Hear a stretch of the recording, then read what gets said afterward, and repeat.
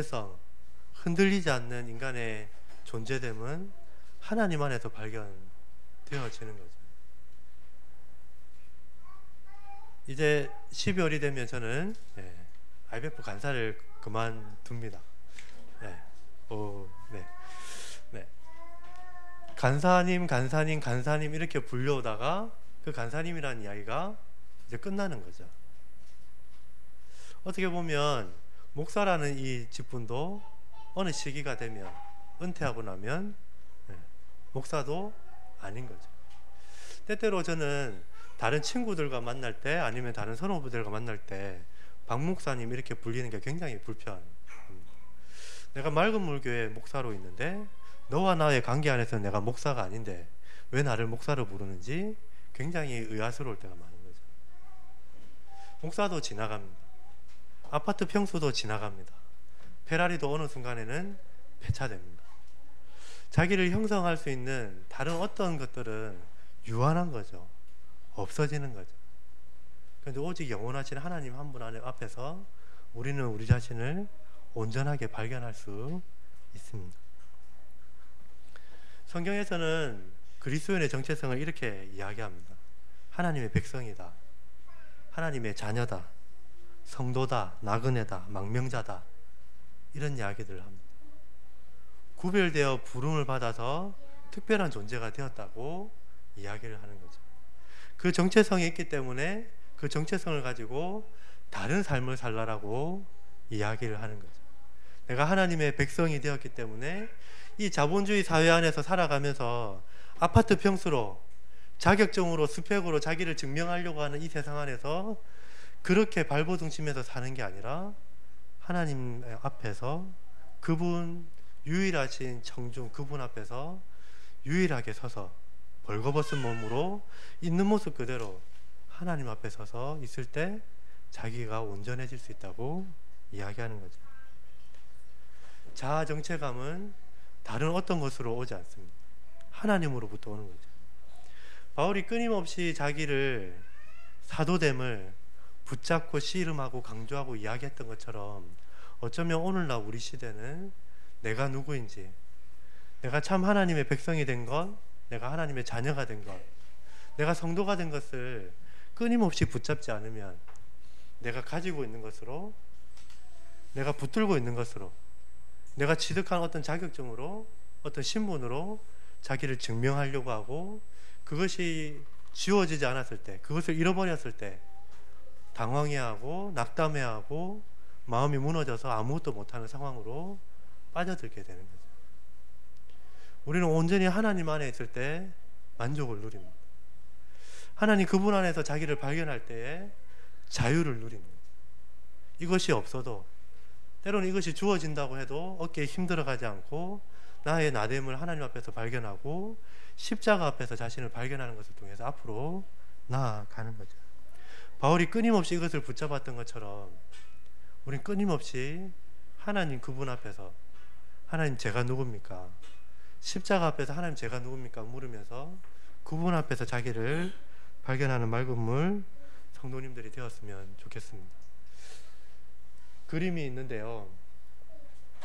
어쩌면 우리 살아가는 삶을 잘 이야기해주는 그림 같습니다. 약간 기울어지고 조금 희미하고 어두운 거죠. 자본주의 사회 안에 살면서 하나님의 백성됨을 유지하는 것, 하나님의 자녀됨을 유지하고 그것을 주장하고 올바른 삶을 살아가는 건 쉽지 않습니다. 그럼에도 불구하고 앞으로 갈 수 있는 건 하나님 앞에서 나를 발견하기 때문이죠. 최근에 많이 은혜 받았던 찬양인데요. 같이 한번 읽어볼까요? 부르지는 못하겠고 같이 한번 읽겠습니다. 같이 읽겠습니다. 시작. 내 아버지 그 품 안에서 내 영혼은 안전합니다. 주 손길로 내 삶을 안으시니 그 평강이 나를 덮습니다. 나비로 넘어지며 흔들리지만 내 안에 거하며 나를 붙드시니 내 생각을 주께로 돌리고 주시는 평강의 옷을 입습니다. 주 약속 안에서 내 영혼 평안해 내 뜻보다 크신 주님의 계획 나 신뢰해 두려움 다 내려놓고 주님만 의지해 주 안에서 내 영혼 안전합니다. 네. 때로는 내가 가지고 있는 것이 없어진다 하더라도, 내가 원하고 기대하고 소망하고 그것을 향해 달려왔던 것이 성취되지 않는다 하더라도, 때로는 내 존재감이 무력감에 빠진다 하더라도 주님 안에서 두려움을 이기고 평안을 누리고 만족을 누려가는 저와 여러분이 되었으면 좋겠습니다. 오늘 이 바울이 주장했던 이야기에 자기 이름을 넣고 위에 것만 한번 같이 한번 자기 이름을 넣어서 한번 읽겠습니다. 시작.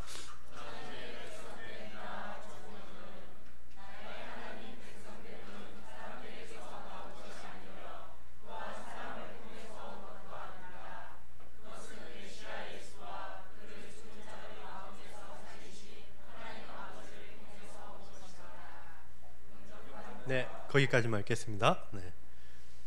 나의 나됨은 다른 것으로 오지 않는 거죠. 하나님 안에서 발견할 수 있는 거예요. 그것을 요한복음에서 이야기하고 있는 거죠. 혈통으로나 육정으로나 사람에게서 나지 않았다. 내가 하나님 백성됨이 맑은 물교회 다닌다, 맑은 물교회 목사다, 아니면 내 맑은 물교회 목자다, 그것으로 증명되지 않는 거죠.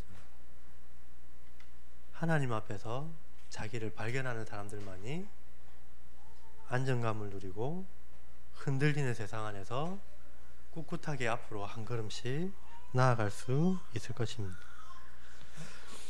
오래전에 봤던 너는 특별하단다라는 동화책 다들 아시죠? 그죠? 혹시 모르시는 분을 위해서 잠깐 설명드리면, 펀치넬로라는 인물이 있습니다. 원밍 마을인가요? 원밍 마을에 펀치넬로라는 애가 있었고, 이 마을에서는 뭐 잘하는 거 있으면 별표를 붙여줍니다. 그런데 못하고 실수하고 수줍어하고 뭐 성격이 나쁘면 까만 딱지를 붙여주는 거죠. 그걸 통해서 사람들한테 인기가 있고 인기가 없는 사람들이 이야기가 되는 거죠. 그런데 어느 날 펀치넬로가 굉장히 우울하게 지내는데 루시아라는 누나라고 치죠, 그죠? 누나를 만납니다.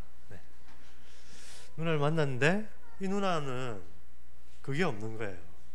까만 딱지도 없고 금딱지도 없는 거예요. 아니 어떻게 해서 그렇게 될 수 있냐고 물어보니까 누군가를 소개시켜 준 거죠. 저 마을 꼭대기에 가면 엘리라는 할아버지가 있는데 그분이 우리를 다 만드셨어. 근데 그분을 만나면 알게 될 거야, 이야기를 하는 거죠. 그리고 나서 궁금해서 엘리라는 분을 만나러 간 거죠. 만나러 가니까 이런저런 이야기를 하고 너가 참 소중하다, 특별하다 이런 이야기를 듣고 문 앞을 딱 나서는데 자기 몸에 붙어있던 까만 딱지가 하나가 탁 떨어지는 거죠. 그러면서 점점점 이 아이가 엘리를 알아가는 이야기들이 이야기의 내용입니다. 어떻게 보면 몸에 붙어있던 별딱지, 까만 딱지 이런 것들로 자기를 이야기하고 자기를 내세우며 살아왔던 사람들이 하나님을 발견하면서 이 딱지로부터 자유로워지는 거죠. 이 딱지 없어도 내가 잘하든 못하든 하나님 안에서 받아들여졌기 때문에 자유하다라고 이야기하면서 살아갔던 사람들입니다. 오늘 바울이 느꼈던 황당함은 이런 거죠. 펀치넬로가 엘리를 만나서 딱지로부터 자유로워졌습니다. 그런데 어느 순간인가 자기 몸에 금딱지를 붙이기 시작하는 거죠. 금딱지 붙이고 잘하는 것으로 자기를 입증하려고 이야기하고 가는 겁니다. 이야기를 다시 전해들은 바울은 펀치넬로에게 네가 어떻게 이렇게 이야기를 하고 있는 거죠. 바울은 굉장히 분노하고 있습니다. 펀치넬로는 굉장히 엘리를 만나고 난 다음에 자유함을 누렸습니다. 이거 없어도 사람들이 어떤 시선으로 봐도 나는 하나님 안에서, 엘리 안에서 자유함을 누렸는데, 나는 나 스스로 자유하는 존재가 되었는데 어떤 사람이 오기 시작한 거죠. 야, 그거 가지고 안 돼. 우리 마을에서 그래도 좀 하려면 금딱지 몇 개 정도는 붙여야 돼. 그러면서 자기 몸에 금딱지 붙이기 시작하는 거죠. 바울은 갈라디아 교인들을 보면서 굉장히 놀라하고 있는 거죠. 나는 놀라지 않을 수 없습니다. 아니 어떻게 도대체 여러분에게 무슨 일이 있었던 겁니까? 라고 묻습니다. 어떻게 여러분을 은혜로 불러주신 그분을 여러분은 그렇게 쉽게 내팽개치고 그렇게 빨리 배반할 수 있습니까? 라고 이야기하는 거죠. 돌아서다라는 이 단어가 군인이 자기 군대 장관을 배신하는 데 쓰였던 단어인 거죠. 어떻게 자기를 은혜로 불러주신 예수님을 그렇게 배반할 수 있습니까? 라고 이야기를 하고, 이 일에 굉장히 분노한 바울은 이것을 전했던 사람, 다른 복음을 이야기했던 사람에 대해서 하나님의 저주를 받을 것이다 라고 이야기하고, 혹시라도 내가 다른 복음을 전했다면, 혹시 하늘의 천사라도 어떤 권위 있는 사람이라도 다른 복음을 전한다면 저주를 받을 거라고 이야기를 합니다. 바울이 왜 이렇게 분노했을까요? 아까 이야기 드렸던 대로 유대화의 문제였죠. 이 사람들이 은혜로 구원받았는데 열심히 행하는 것을 통해서 선을 행함으로 구원받으려고 했기 때문에 그랬을까요? 일면에 약간 비슷한 부분이 있긴 하지만은 더 큰 부분은 이 유대화의 문제였죠. 유대인의 공동체, 가족으로 받아들여지려면 할례를 받아야 됩니다. 할례 받은 사람이 하나님의 백성이 될 수 있습니다. 그리고 할례를 받고 난 다음에 일정한 규칙의 문화적인 습관을 행해야 됩니다 라고 이야기했던, 그것을 반복적으로 행할 때 하나님의 백성이 될 수 있다라고 이야기를 한 거죠. 이것이 결국에는 내가 이 종교적인 습관을 행하는 것을 통해서 그 안에 머물기 시작하는 거죠. 이후로 들어가면 갈라디아서에 많이 대조되는 게 어떤 이야기입니까? 육체의 소욕, 성령의 소욕인 거죠. 육체로 가지고 있는 어떤 행하는 것, 할례의 표지를 가지는 것을 통해서 자기를 입증하고 자기의 정체성을 이야기를 했다면, 그게 아니라 그거는 육체의 소욕을 쫓는 일이고, 성령의 소욕, 예수 그리스도를 알고 그분 안에서 나를 발견하고 그분의 가르침을 따라서 살아갈 것을 이야기를 하는 거죠. 결국에는 경건의 모양, 종교적인 형태, 모양은 가지고 있지만은 굉장히 배타적이고 자기중심적이고 자기만 아는, 신앙의 능력은, 경건의 능력은 없는 그리스도인으로 전락하고 많은 문제였죠. 그래서 결국에는 예수 그리스도께서 모든 인류를, 유방인과 유대인을 모아서 한 새 인류를 만들어서 함께 하나님 앞에 나아가게 만들었는데, 유대인들은 자기만의 공동체를 만들고 유대인만 하나님 앞에 나아갈 수 있다고 다시 예수를 거부하게 만드는 이야기가 유대화의 문제였습니다. 조금 어려운 문제죠, 그죠? 헷갈리는 문제지만 결국 이 문제 때문에 바울은 이것이 예수 그리스도를 부인하게 만드는, 돌아서게 만드는 문제였다라고 이야기를 합니다.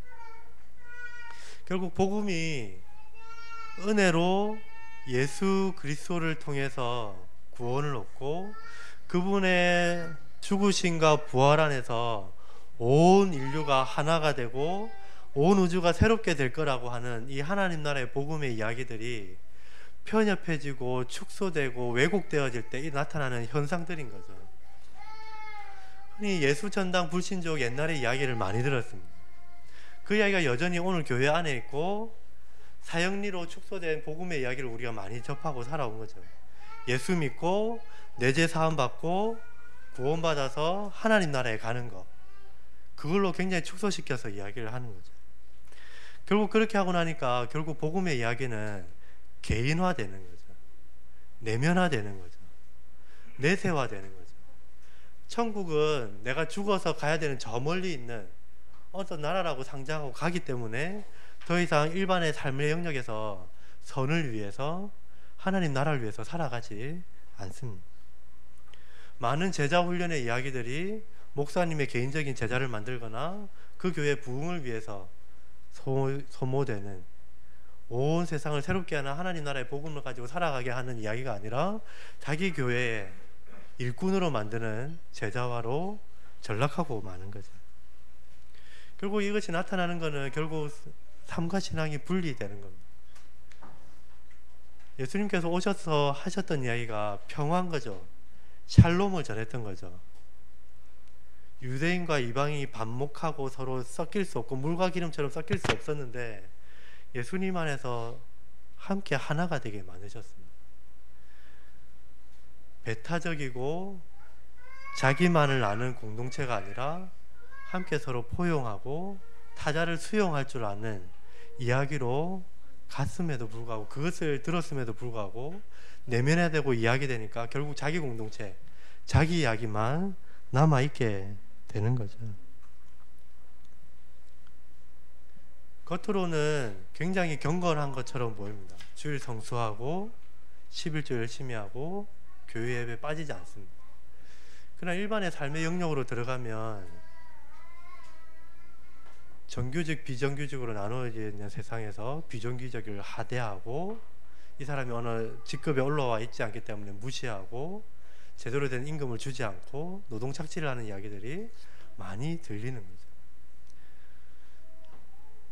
누군가를 타자를 수용하는 것이 예수님의 복음의 이야기인데, 포함의 이야기인데, 점점점 자기들만의 개토를 만들어서 사람들 배척하고 들어올 수 없다라고 이야기하는 거죠.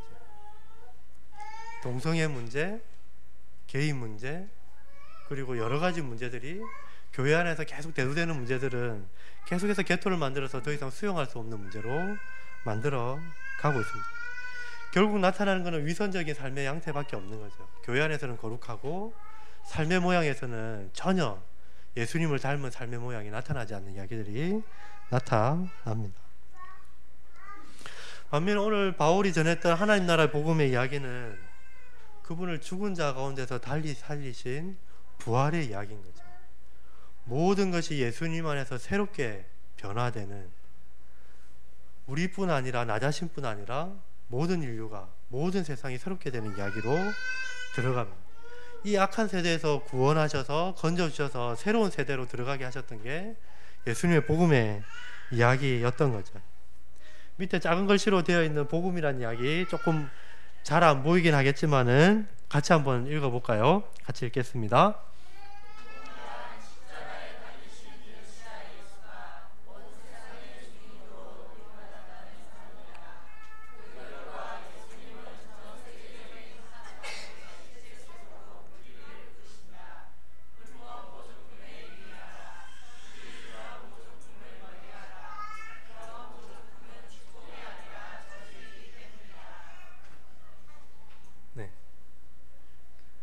축소된 복음의 이야기, 아니면 복음의 그 이야기에 자기의 욕심과 자기가 원하는 것을 추가해서 더 부풀린 복음의 이야기, 그는 결국 사람을 위선적으로 만들고 신앙과 삶을 분리하게 만들어서 어떤 종교적인 형태의 어떤 모습들은 계속해서 반복해서 나타나지만 더 사람이 편협해지고 자기중심적이 되고, 이 사람과 저 사람을, 너와 나를 재단에서 분리시켜 나가는 배타적인 사람으로 만들어 버리는 거죠.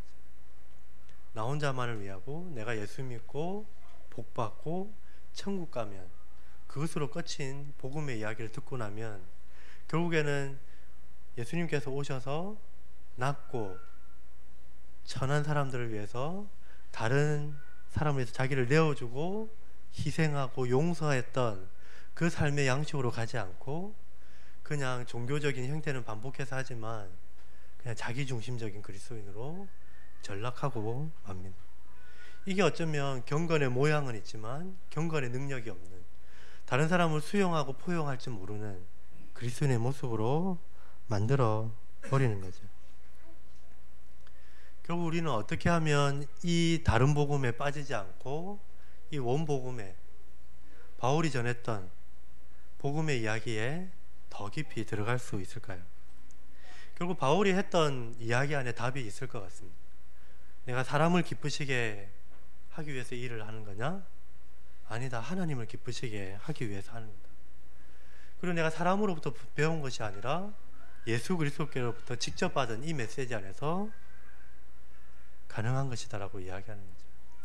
때로는 복음이 우리 시대에 맞게 문화의 옷을 입고 사람들에게 전달되고 이야기해야 될 필요가 있는 거죠. 그렇게 상황화되고 이 세상의 문화의 옷을 입고 전달되고 그렇게 나타날 때 또 나타나는 현상들은 뭐냐면, 그것이 문화가 복음을 잠식하기 시작하는 거죠.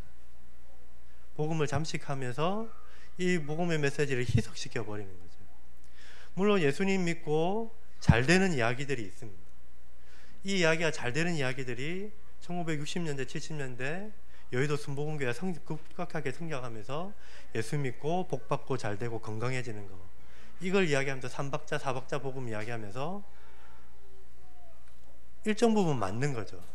그렇지만 그것이 복음의 전체 메시지를 잠식함을 통해서 그냥 자본주의 사회 안에서 잘 먹고 잘 사는 거, 그게 복음이 되어버린 이야기로 전락하고 마는 거죠. 이럴 때마다 다시 한 번 더 복음의 메시지로 돌아가는 거죠. 이 복음의 메시지가 뭔지, 다시 이 복음이 이 문화를 읽어가도록, 이 문화를 재해석하도록 하는 과정으로 다시 왔다 갔다 해야 되는 거죠. 어떻게 보면 우리가 이중적인 귀기울임인 거죠. 우리가 사는 이 문화를 다시 읽어가면서 복음의 메시지를 전달해야 되고, 또 한편으로는 이 복음의 메시지로 이 문화를 재해석하는, 문화를 비평하고 가는 그 작업들을 같이 병행해 나갈 때 가능한 일인 거죠. 이것이 개인적으로 올 때 똑같은 거죠. 복음의 메시지가 나를 읽도록 내어드리는 게 필요한 거죠. 내가 좋아하는 말씀, 아니면 내 욕심과 내 야망에 이 말씀을 끄집어 당겨서 자기 것으로 만들어서 이야기하는 것이 아니라, 이 말씀에 비추어서 나 자신을 투명하게 들여다보고 이 말씀 앞에 다시금 자기를 점검하고 돌이켜서 말씀에 비추어서 살아가는 삶이 필요한 거죠. 복음의 메시지에 귀를 기울이고 이 세상의 이야기에 이중적으로 귀 기울이면서 같이 병행해 나가는 작업들이 함께 이루어질 때, 우리는 이 문화에 잠식당하지도 않고 또 문화에 뒤처지지도 않으면서 이 복음의 이야기를 증거하고 훼손시키지 않으면서 앞으로 나아갈 수 있습니다. 메시지를 정리할게요. 다들 너무 어려운 이야기를 집중해서 듣느라 열심히 보고 계신데요. 메시지 전체적으로는 두 가지 메시지입니다. 바울에게 있어서 사도성은 굉장히 중요한 문제였습니다. 그가 흔들릴 때마다, 다른 사람으로부터 공격받을 때마다, 그리고 그가 의심될 때마다, 회의가 될 때마다 내가 다른 어느 것이 아니라 하나님으로부터, 예수 그리스도로부터 직접 부름받은 사도라는 것을 계속해서 부여잡고 앞으로 한 걸음 한 걸음 나아갈 수 있었습니다.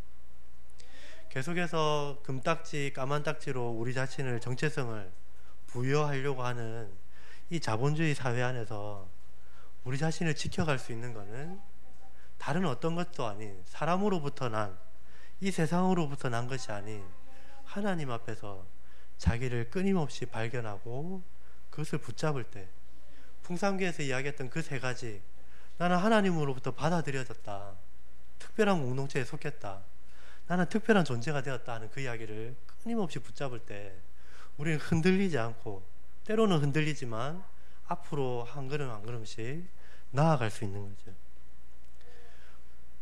바울에게 있어서 이 사도성은 굉장히 중요한 문제였습니다. 또 한 가지, 이 갈라디아에 나타난 문제는 다른 복음의 이야기였죠. 어떻게 사람들이 그렇게 쉽게 다른 복음에 매혹되어서 넘어갈 수 있느냐는 거죠. 결국 다른 복음에 매혹되어서 넘어갈 수 있느냐는 거는 그냥 할례는 한 번 받으면 끝나는 거였죠. 자기 부인의 길을 갈 필요가 없는 거죠. 십자가의 길을 갈 필요가 없는 거였습니다. 저 사람을 용서하기 위해서 내 마음에 드는 이 분노와 감정의 쓰레기를 하나님 앞에 가서 씨름하면서 저 사람을 부둥켜 안을 만한 그 씨름을 하지 않아도 되는 거죠. 그냥 종교적인 형태만 반복하면 되니까. 예수님께서 자기를 다 비우시고 낮아지시고 깨어주셔서 자기를 내어주셨던 그 삶의 길이 있는데도 불구하고 그렇게 가지 않아도 되는 거죠. 할례 한번 받으면 되니까. 종교적인 표지만 유지하면 되니까. 그것으로 나는 구원받았다고 이야기할 수 있으니까. 더 이상 자기를 내어주고 다른 사람을 위해서 희생하고 내가 가지고 있는 물질과 시간과 에너지와 재능을 가지고 다른 사람을 위해서 섬길 필요가 없어지는 거죠. 경건의 모양은 갖추고 있지만 경건의 능력이 없어도 되는 거죠. 나 교회 잘 다니고 있으니까, 나 교회에서 이런 직분을 하고 있으니까 대치될 수 있는 거였습니다. 문화적으로 포장된 이 복음 안에 빠지지 않고 계속해서 이 복음에 순수하게 앞으로 갈 수 있는 길은 다시 이 복음을 붙잡는 거죠. 복음이 우리 자신을 다시 읽고 복음이 이 문화를 다시 읽으면서 이 복음이 우리를 해석하고 우리 문화를 해석하고 그 복음 앞에서 신실하게 살아가도록 만드는 그 일로 가는 거죠. 다른 복음이 희석되거나 축소되거나 하는 그 사람들, 그렇게 하는 자들에게 바울이 이야기했던 것처럼 저주가 있을 거다. 그런 긴장감을 가지고 이 복음을 지켜나갈 수 있는 맑은 물교회 저와 여러분이 되기를 바랍니다.